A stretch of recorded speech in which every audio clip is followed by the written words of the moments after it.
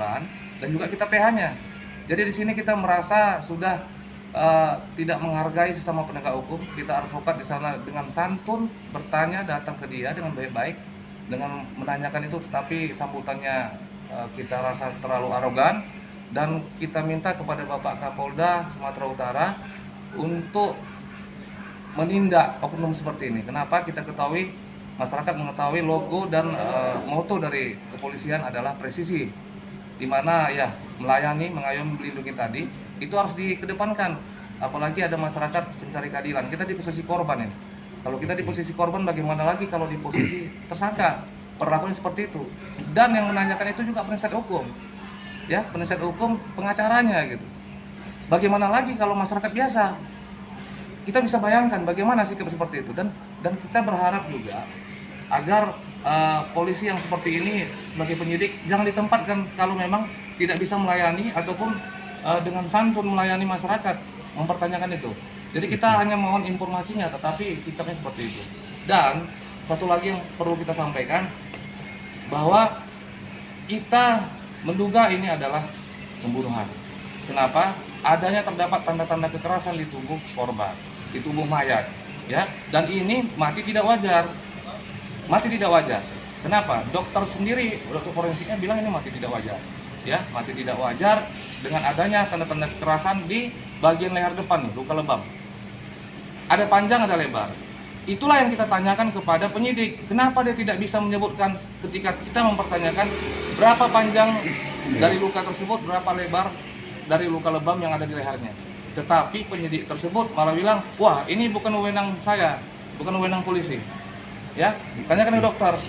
Dia dengan nada keras membentak kita.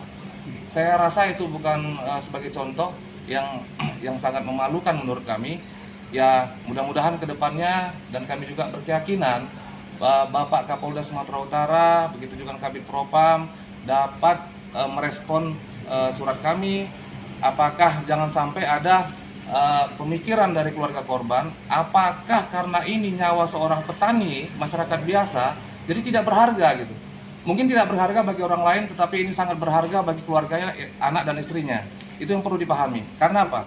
Kesetaraan di mata hukum. Semua manusia, masyarakat di Indonesia ini sama di mata hukum. Itu yang harus kita pedomani. Dan saling menghormati, kita sama penegak hukum. Jangan seperti itu. Itu yang kita harapkan. Dan ini kita berharap supaya kasus ini cepat terungkap. Jangan ada yang ditutup-tutupin. Karena ada statement dari Pak Kasat Reskrim, ya, Kompol Firdaus, Kasat Reskrim Polres Deli Serdang, yang menyatakan di media juga bahwasannya ini mati bunuh diri. Kenapa dikatakan mati bunuh diri? Kita tanda tanya. Padahal hasil otopsinya ya tidak bisa diterangkannya ke kita. Kan gitu kira-kira. Kalau mati bunuh diri, tanda-tanda kekerasannya bagaimana? Dan dia bilang saksi sudah diperiksa dan ini sulit. Tidak ada kata sulit.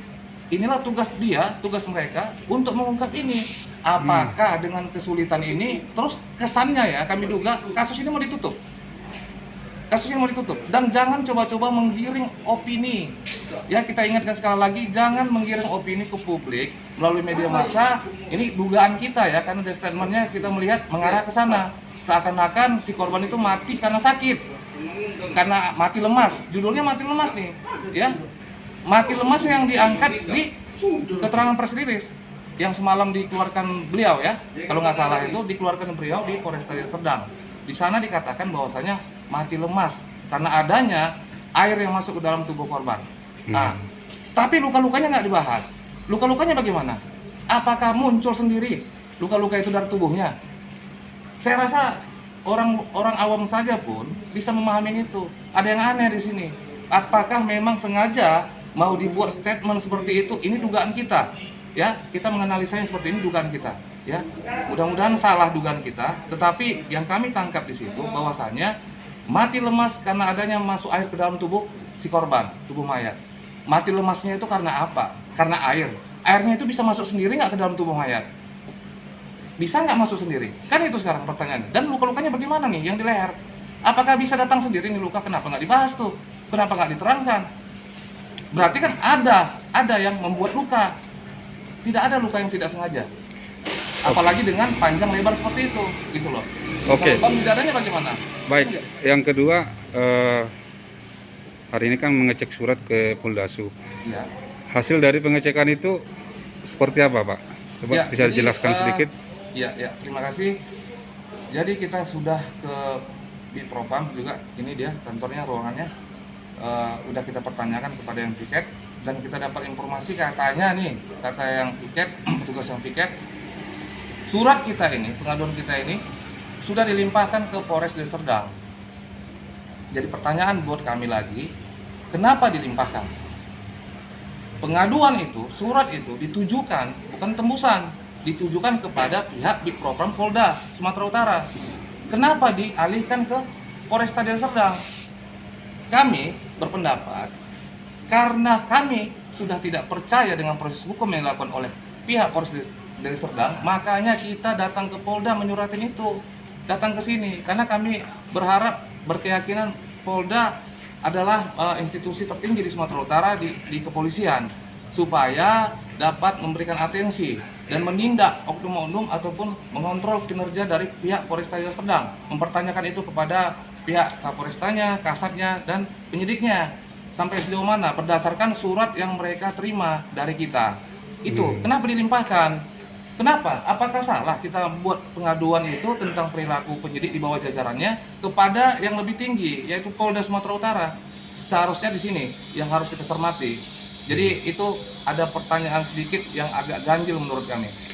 Oke, terus surat yang lain apakah sudah ada prosesnya atau bagaimana? Ya, kita juga udah suratin ke Mabes Polri juga, dan kita juga sudah koordinasi ke sana. Surat sudah sampai, sudah diterima. Disposisi mungkin diterima sama pucuk pimpinan di Mabes, juga Kompolnas.